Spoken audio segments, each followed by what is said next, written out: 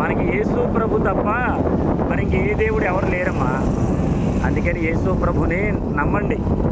యేసు ప్రభు దగ్గరికి వస్తే యేసు ప్రభు మనకి అన్ని ఆశీర్వాదాలు ఇస్తాడు. మనం చనిపోయిన తర్వాత పరలోక రాజ్యానికి వెళతాం. అదే రావడం లేదు. మరి మీరు మీ ఇంటి వాళ్ళందరూ కూడా నమ్మండి. ఏం చేస్తారు అంకుల్ గారు?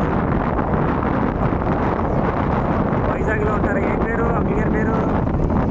బయట తల్లి గారు.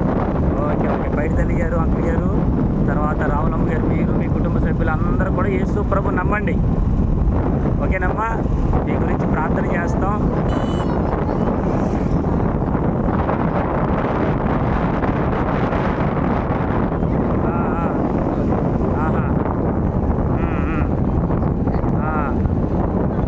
అదేనమ్మా, చేయండి అమ్మ, తప్పలేదు.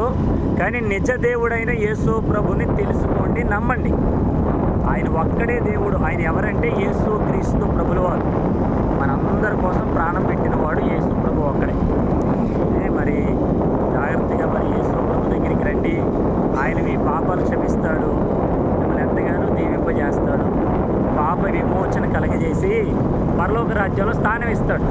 మీరు చేయాల్సింది ఏంటంటే, యేసయ్యా నేను పాపిని, నన్ను క్షమించండి అని యేసు ప్రభు దగ్గర చెప్తే యేసయ్య క్షమిస్తాడు. ఆయన అందరిలాంటి దేవుడు కాదు, ఆయన ఒక్కడే దేవుడు. ఓకేనమ్మా, మనుషులందరూ వేరుగా ఉంటారు. ఇంకెంతరా మరి ఓకేనమ్మా. దాసరపేట మరి దేవుడు మిమ్మల్ని అందరినీ దీవించిన కాక రావులమ్మ గారు. ఆమె